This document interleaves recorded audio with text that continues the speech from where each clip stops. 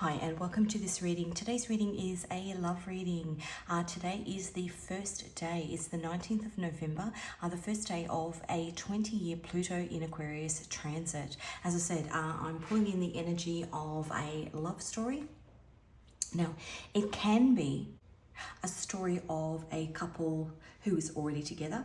It can also be of a couple that is in separation, because the themes that I'm pulling through align with love stories from previous Pluto in Aquarius transits. Now, if you're not familiar, Pluto in Aquarius is a 248-year transit. The last time it happened was the French Revolution, the American Revolution. The time before that was a big religious revolution in England. It was at the time of Henry VIII and Anne Boleyn. If we look at the French Revolution, it was Napoleon and Josephine. But if you go back through history, 250 years, every 250 years, Pluto goes into Aquarius for a 20-year period. It is revolutionary energy. It is the Judgment card. I'm actually going to focus in this reading, and I have done a reading before on Henry VIII and Anne Boleyn, specifically them as a couple, but this particular reading, as I said, Pluto's gone into Aquarius today, the 19th of November. What I'm actually pulling through is messages regarding potential revolutionary changes that you may see within an existing love relationship that you're in, or within a relationship that is currently in separation, or something that's coming towards you. What I was hearing prior to the reading was, you've been held back from this blessing until now. I was getting the song Adam's Lament. Now, Adam's Lament is a orchestral piece, and it's essentially about Adam in the Garden of Eden lamenting over the things that they had done wrong in the eyes of God. I was hearing the words, prove your worthiness. It's time to prove your worthiness. Judgment Day, and I've got the Judgment card out here. So as I said, it could be a relationship that is coming in. God's actually giving you the freedom for this relationship to come in, but it could also be an existing relationship that's actually gone through some turmoil, and this is an opportunity through this Pluto and Aquarius transit. As I said, it's 20 years long, so these are in my eyes, they are big long-term relationships that you will either have in your life or that you currently are in. When I draw on that energy of Henry VIII and Anne Boleyn. Now, if you've been to one of my readings before, you know that I pick up on biblical references. I'm fascinated by the Pluto and Aquarius transit, and I'm fascinated at how tarot, and specifically for me, messages of guidance that I receive, actually aligns with biblical text or biblical artwork. In this instance, the artwork that was around at the time Michelangelo was painting the walls of the Sistine Chapel during the period of the Pluto and Aquarius transit, which was in the early 1500s, right at the time where we saw the relationship between Henry VIII and Anne Boleyn. So if you're new to my channel, welcome. If you're returning, welcome back. A bit about me first. I'm an intuitive tarot reader. I pick up on energy prior to a reading, often through channel messages or songs. I will then come and use my tarot and oracle decks to further clarify the messages. All of my readings are timeless, so whenever you stumble across this reading, you were meant to find it. Your guides direct you to information that pertains to something that is either happening or will happen within the confines of a particular relationship that you are in. As I said, this is a love reading. For me personally, I believe that we can draw great information from past Pluto and Aquarius transits. This whole, as a collective, we are here as part of an evolution of our soul. I kind of think that this collective, this group of people, reincarnates every Pluto and Aquarius transit, trying to get a little bit further in the evolution of our soul. And so we can draw on the lessons that were learnt in previous transits and apply them hopefully to get a little bit further in this particular transit. So as I said, I was hearing you've been held back from this blessing until now. Now, I am going to show you an image that was popping into my head, and it is from the painting, The Creation of Adam, which, as I said, was Michelangelo.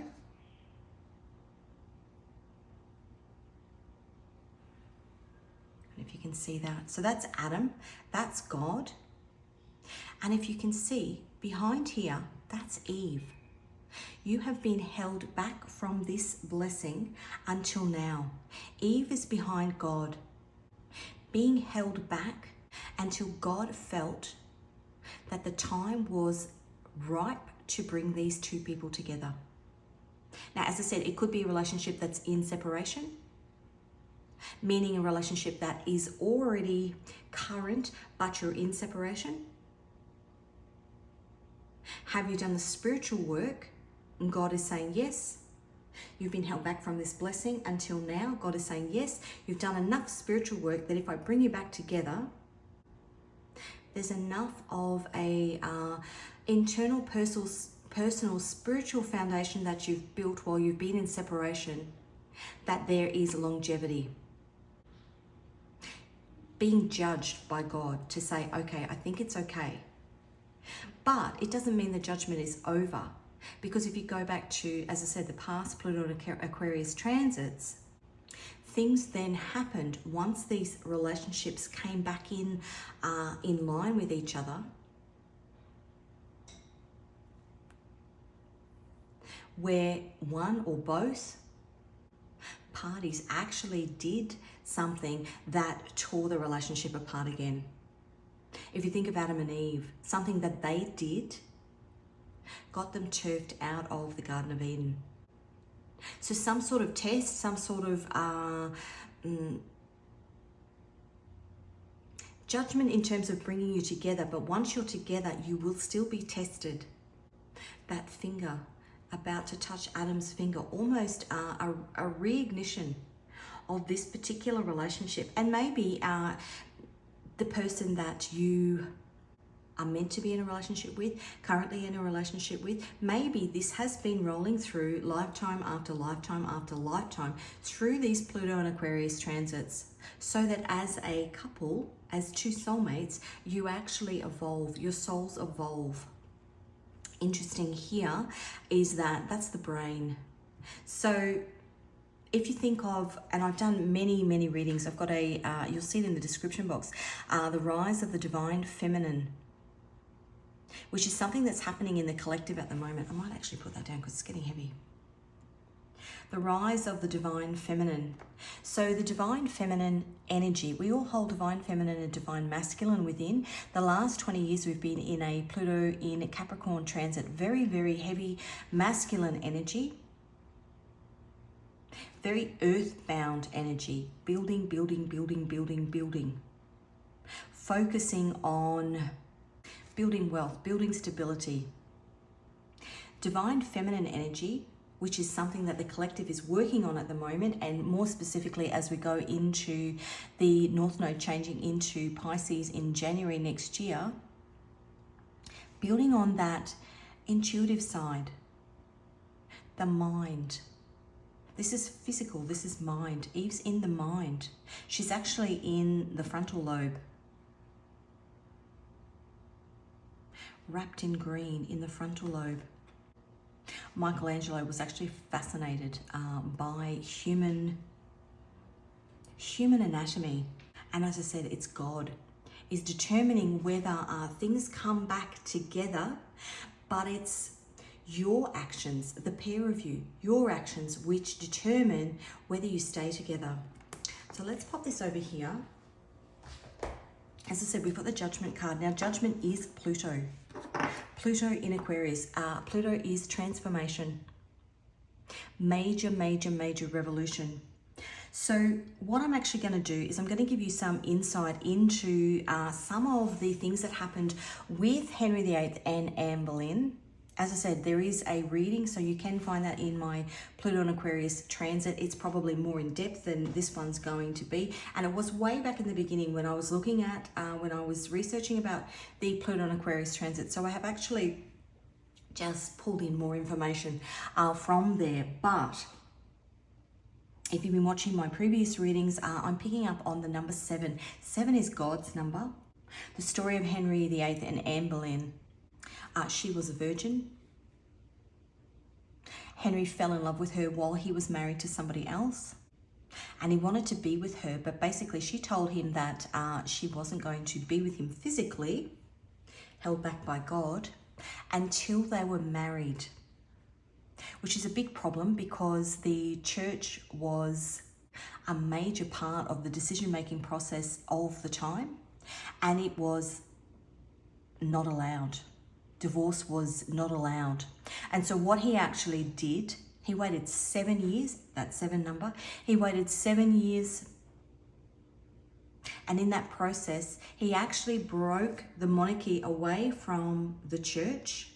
England was Catholic at the time. He broke the monarchy away from the church and actually changed the church to the Church of England. So again, that Pluto and Aquarius major revolution. He changed the history in England. All because he wanted to marry this woman. She made him wait 7 years. They got married.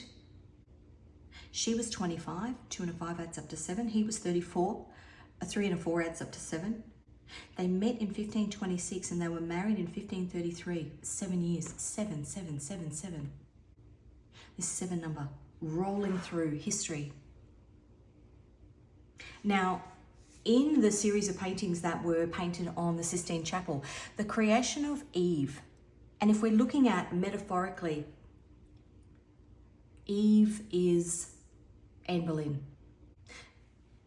This virgin-like woman, or she was a virgin, being held back by God.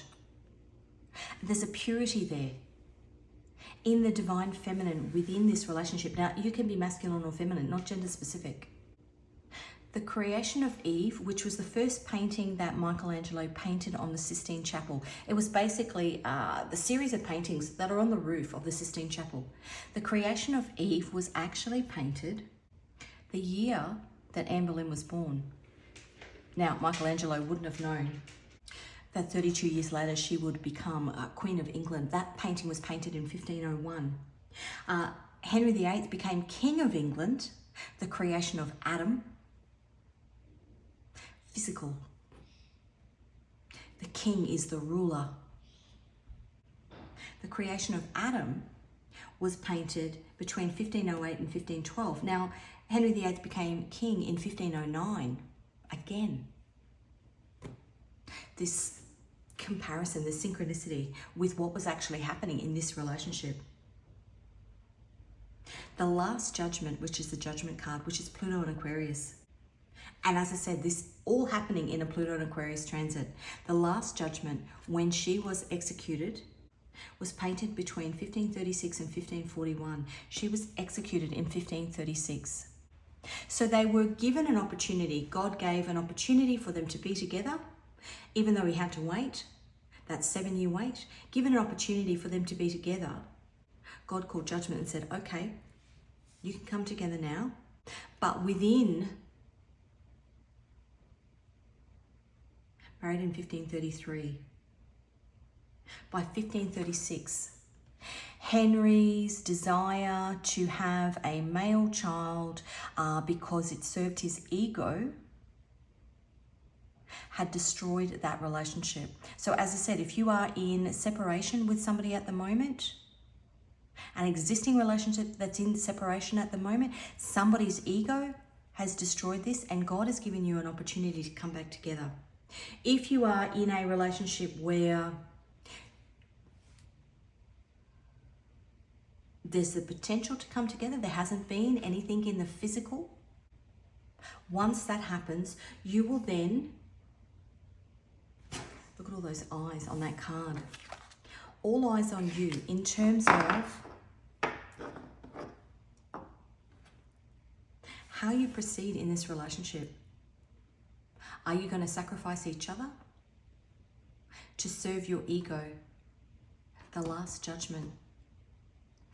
If you roll forward to the French Revolution, Napoleon and Josephine, they, again, are Pluto and Aquarius transit. They came together, happily married. She couldn't fall pregnant. And that was a huge problem. And as a result, he put his career first and charged off to some battle in Russia, leaving his wife behind. And because of that battle and the major losses, because he followed his ego instead of his heart and stayed with his wife, because of the major losses there, he actually got exiled. So almost the reverse of Henry VIII and Anne Boleyn. She lost her life. He lost the ability to have a life. So there's a first judgment, and then there's a first judgment in terms of you coming together or coming back together, but there will be a subsequent one. If you think of Adam and Eve, they were given the keys to the Garden of Eden, but then they bit the forbidden fruit, which is what that song Adam's Lament is about, and they were booted out. Relationships that are happening, big love stories that are happening in this Pluto and Aquarius transit are, I believe, a progression of the themes of these huge couples, Adam and Eve, Napoleon and Josephine, Henry VIII and Anne Boleyn, a progression of that, an opportunity for growth and evolution as we roll through these Pluto and Aquarius transits.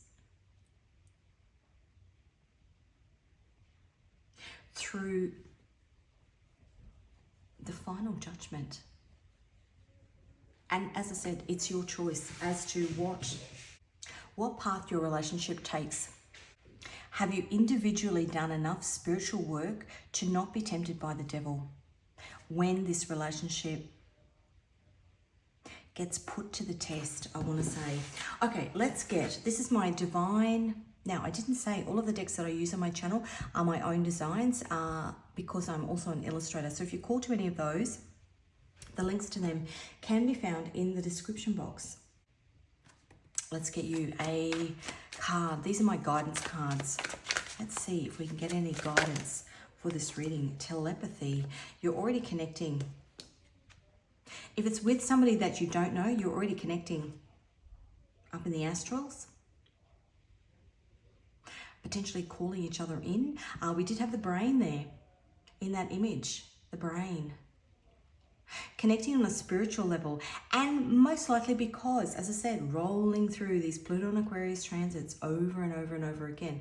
And when you think about, somebody said to me the other day, why do you think that, we were here in a previous Pluto and Aquarius transit?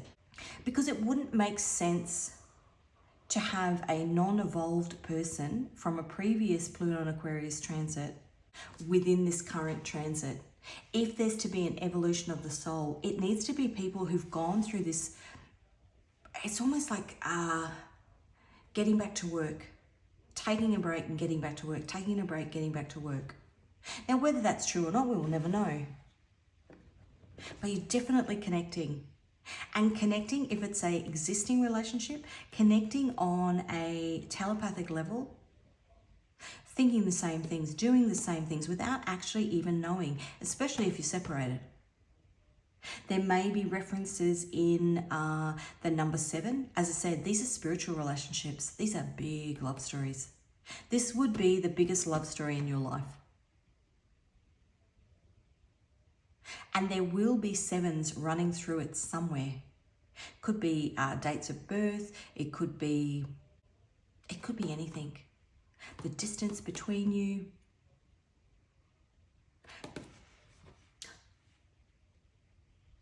Big spiritual relationships. And I actually think Napoleon, and I was trying to find out, I've got so many books, notes that I've taken over the last however many months that I've been doing all of this research, and I couldn't find my journal on Napoleon and Josephine, but I have a feeling that there's lots of 7 synchronicities in that love story as well, in terms of how long he was away, how long he was exiled. Sevens play a part.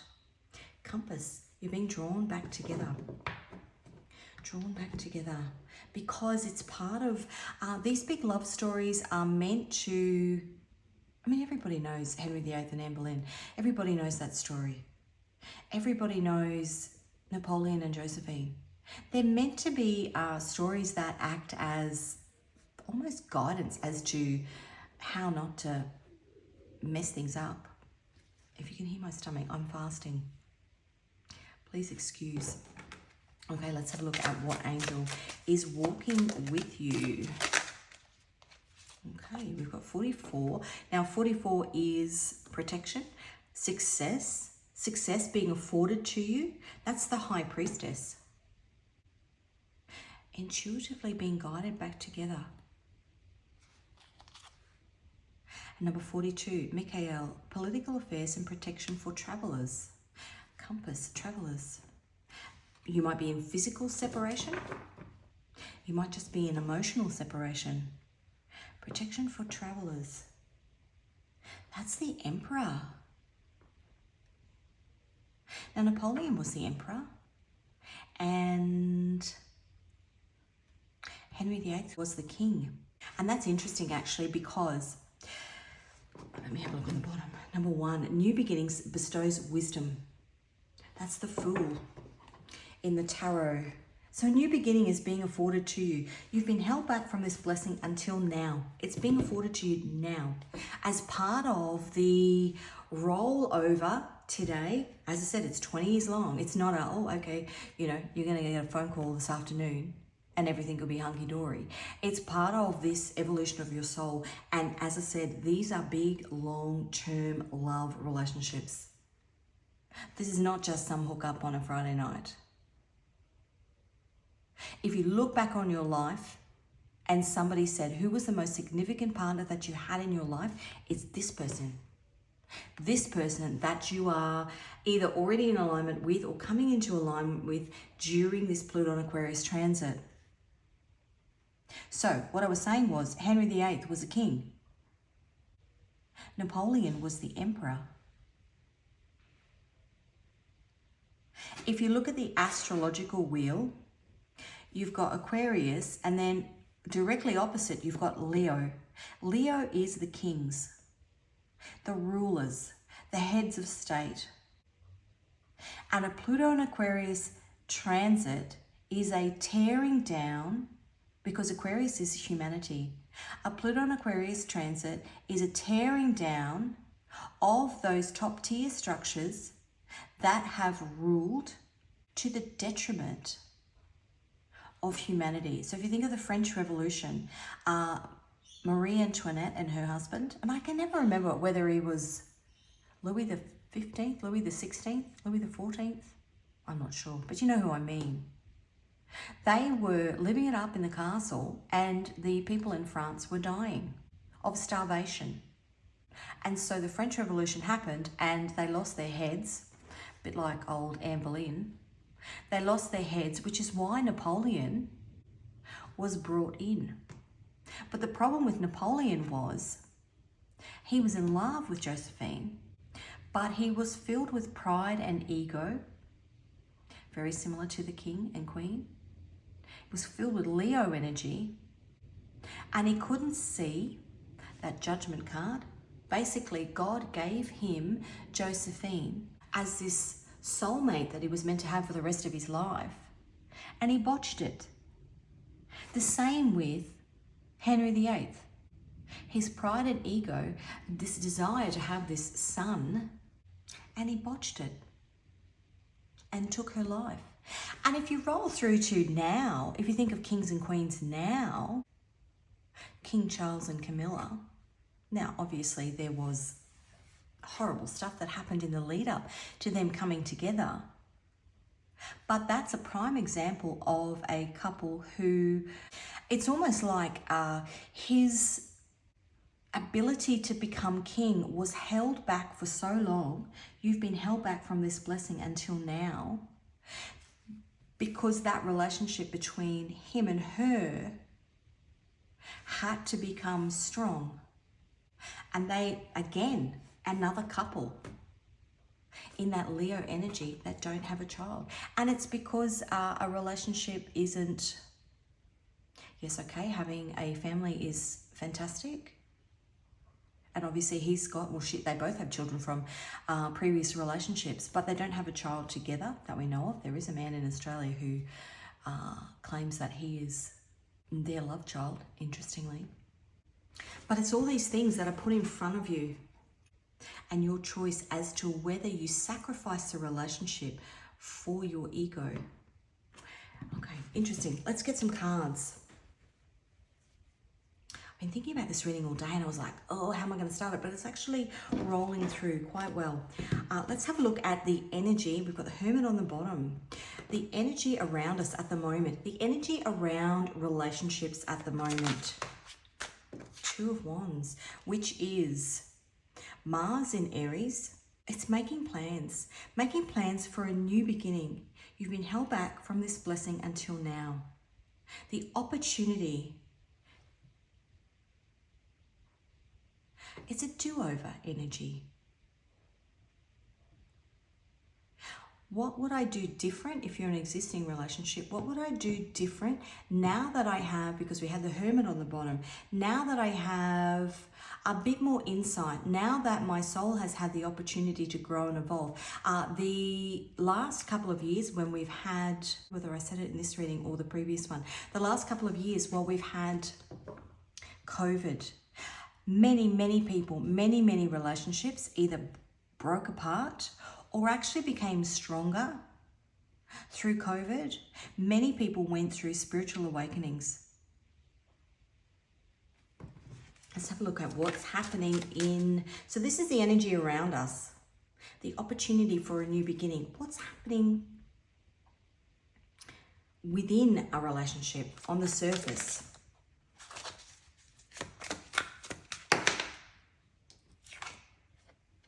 The Nine of Wands, but it's come out in reverse.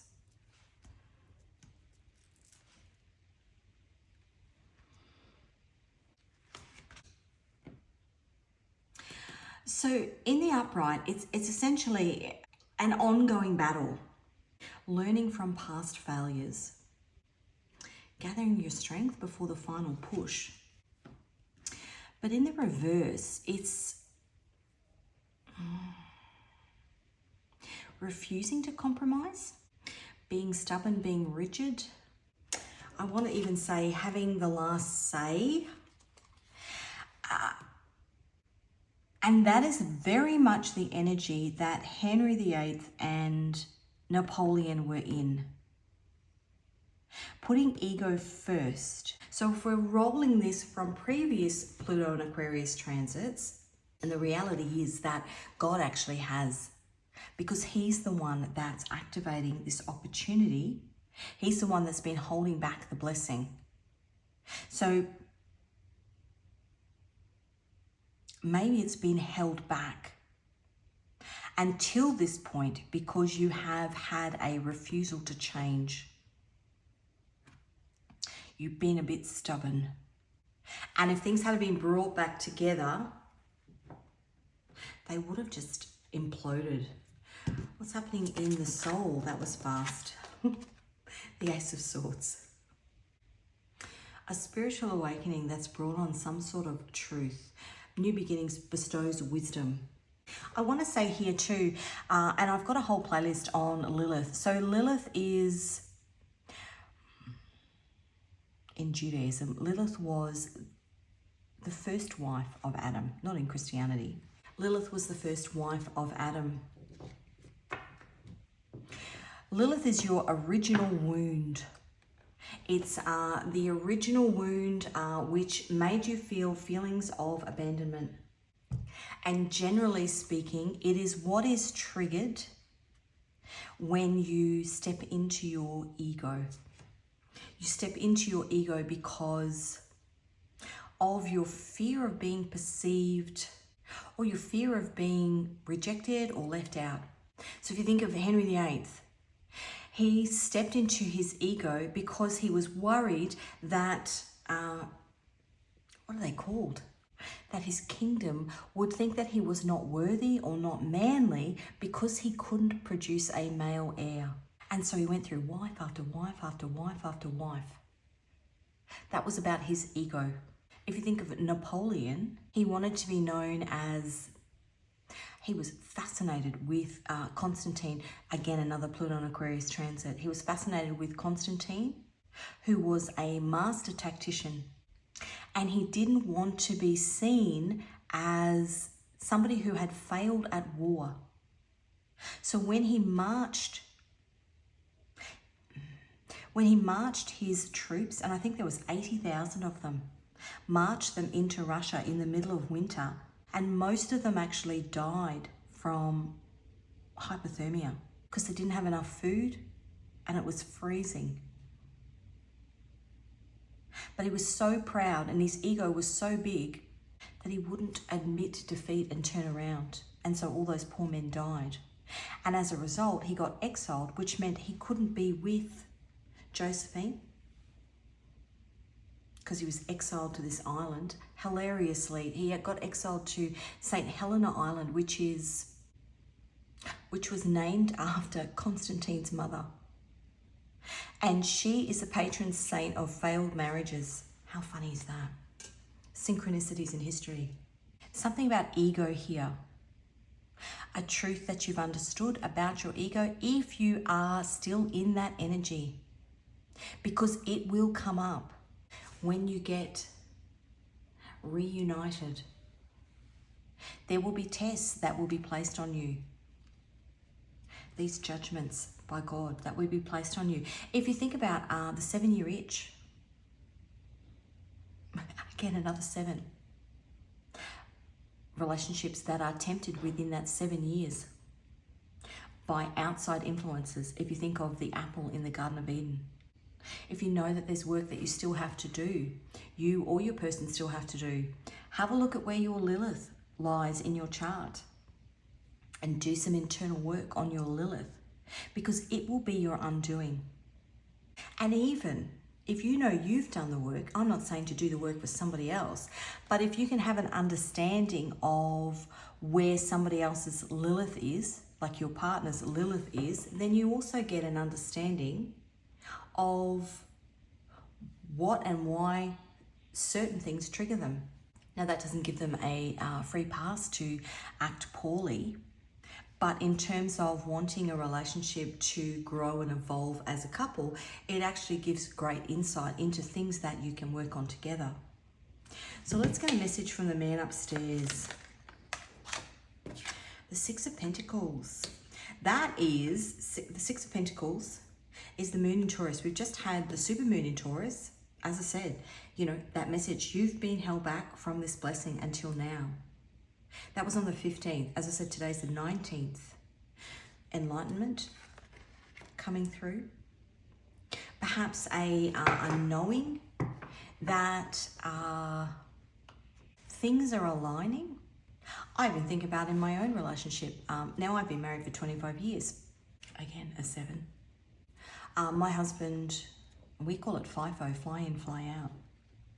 He's worked away for the best part of 3.5, 4 years. He actually is finishing up that project and comes back home on Friday. This realignment, you've been held back from this blessing until now. And it was absolutely beautiful in terms of each of us having an opportunity to do internal work and reflection. Now he flies home, he's home every 2 weeks and then he's away again for a week. And obviously we've been married 25 years, but even in relationships that are solid and grounded, there's always work to be done. The Six of Pentacles. Oh, excuse me, my throat has just closed up. That's throat chakra. That is conversations needed to be had. So let's have a look at the potential final outcome. This card though, for me, that's God and 2 people. 2 soulmates and God. 3. Have a look at the potential final outcome in this situation. King of Pentacles, stability. The King of Pentacles is Jupiter in Taurus. Jupiter is luck. Jupiter is 777. Expansion. The ability for this relationship to grow and evolve. And on the bottom, the 7, again, another 7. The 7 of, I nearly said the 7 of Pentacles, which is a card of divine timing, but it's the 7 of Swords, which is the moon in Aquarius. Lying, cheating, stealing might be something that you've been dealing with, something that you've been dealing with around you, that's put something into separation. What's underneath it? The 10 of Pentacles. Something that you've been working on, and the moon, hidden, the Emperor, the Queen of Cups. Let me just sit with that for a bit. I want to say it's a trap that was set. If you think about Adam and Eve in the Garden of Eden, the snake set a trap.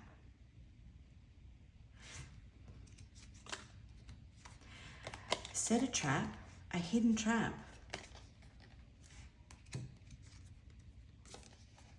And they didn't follow their intuition. And the 7 of Pentacles, so that's the card of Jacob and Rachel.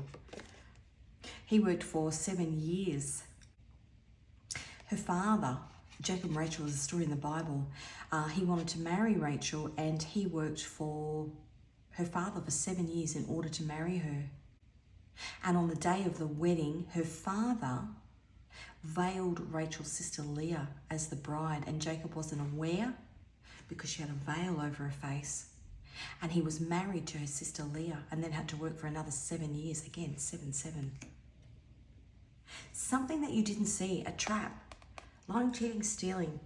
A trap that you didn't see coming, which took you away from your 10 of Pentacles.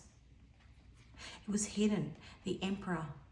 Maybe something that when Emperor is ego energy, unbalanced. Ego energy. You didn't follow your intuition, the Queen of Cups. And you fell for a trap.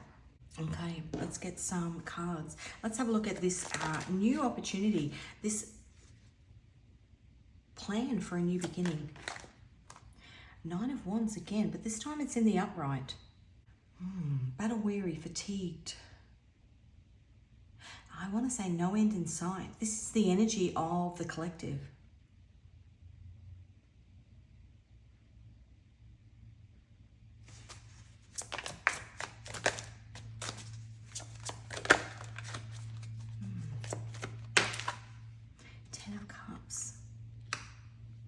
A desire for the 10 of Cups. So that's happy marriage card.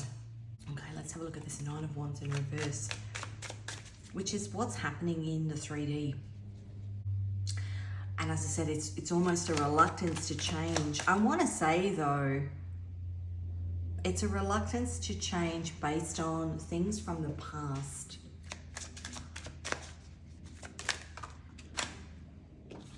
Deceptions from the past. But it's a new beginning, death and rebirth.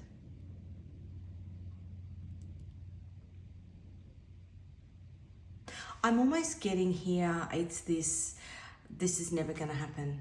And oftentimes you get that feeling because you're not in control as to whether it happens or not. It's God that's in control of it. Battle weary. Ace of Swords. Death and rebirth. Yeah, look at that, lovers.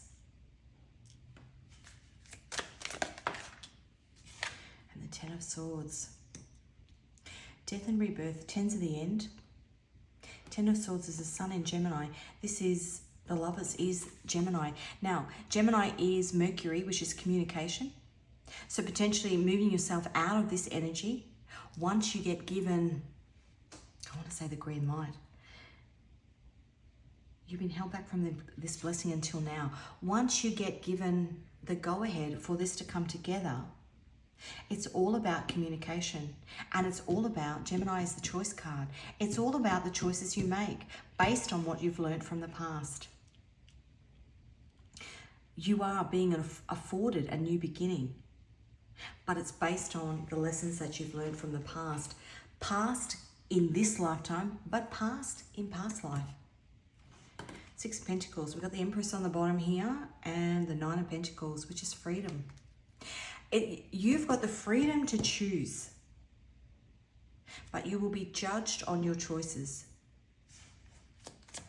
Six of Pentacles, which is the Moon in Taurus.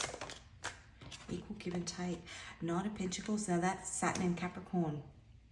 The opportunity is here. This is the message from the man upstairs. The opportunity is here to have a long-standing, fulfilling, solid, grounded relationship. That's Capricorn energy.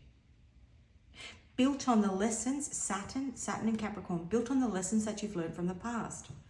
But it must be with communication. And look, Ace of Swords, communication, truth. It's got to be built on truth and not ego. What else here? Too many. Now that was the Four of Wands trying to come out there, but it was in a big chunk of about 30 cards. And again, too many. Victory after a long battle. Six of Wands. The Fool, which is a new beginning. That is Aquarius. Pluto in Aquarius. And the Eight of Swords, which is a current placement at the moment. That is Jupiter in Gemini. Gemini, the choice card. Gemini, the Lovers. Something that you've been held back from. And these strings, you're being given an opportunity, King of Pentacles, Jupiter in Taurus, to build something long-term, solid and stable. Jupiter.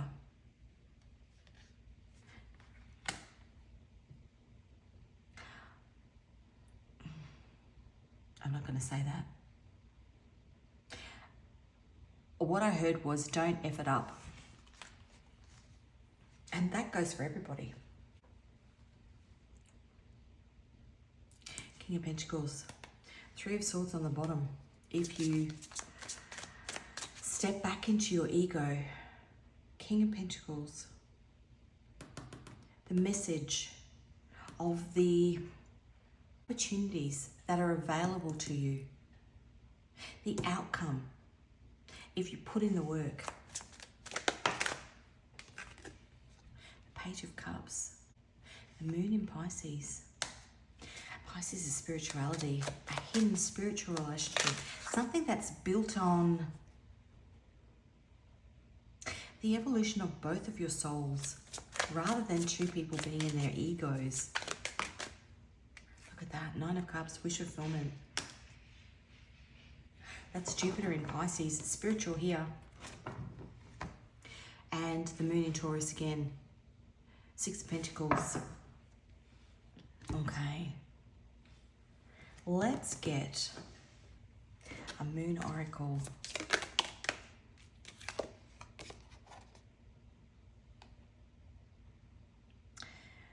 It's a full moon in Scorpio. Let go of the negativity.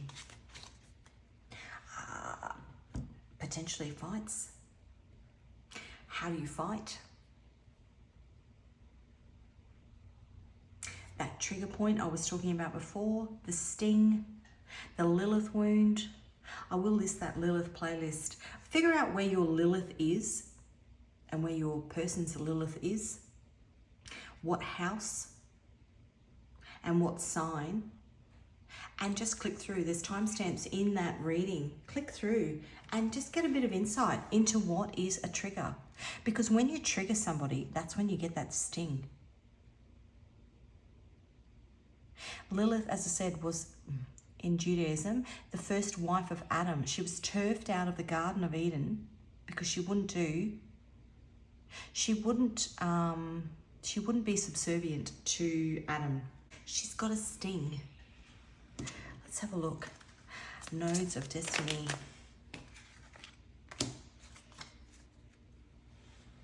What are you working on? Or what do you need to work on within this relationship as it comes back into, I want to say as it comes back online. So we've got South Node in the 7th house, which is, 7th house is Libra, which is relationships. When the South Node throws a party in the 7th house, you might find yourself fishing for compliments like a pro. But hey, being a yes man can be a real yawn fest. It's your time to steal the spotlight. Regardless of the gallery's critics, this corner of your chart is your cozy hideout, urging you to ditch the old and fly towards the new. So that's ditching your ego. The South Node is what you are releasing. The North Node in Cancer. If your North Node is snuggling up in Cancer, get ready to embrace vulnerability and build soulful connections with your fellow Earthlings or this soulmate. Say goodbye to being a control freak and hello to prioritizing your own need for a thrilling and fulfilling adventure ahead. Your own needs, sorry. Let's get you a song. Now, we did have Adam's Lament. A song. Come Through. Jeremy Zucker. Now I'm shaking, drinking all this coffee. These last few weeks have been exhausting. I'm lost in my imagination and there's one thing that I need from you. Can you come through? Telepathy. You are communicating, you just may not be aware. Dream a little dream of me. Communicating in dreams. Ella Fitzgerald. Stars fading but I linger on. Still craving your kiss. I'm longing to linger till dawn. Just saying this. Sweet dreams till sunbeams find you. Sweet dreams that leave all worries behind you. But in your dreams, whatever they may be, dream a little dream of me. And one more.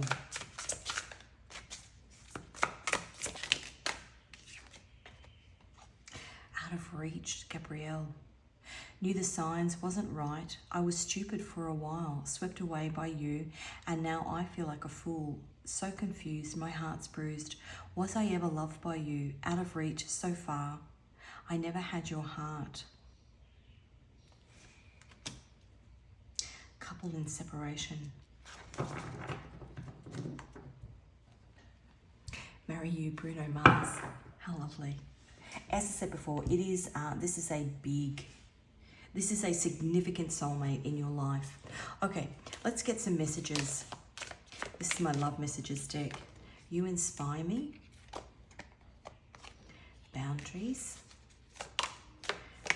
This is messages from your person. Take a chance on me.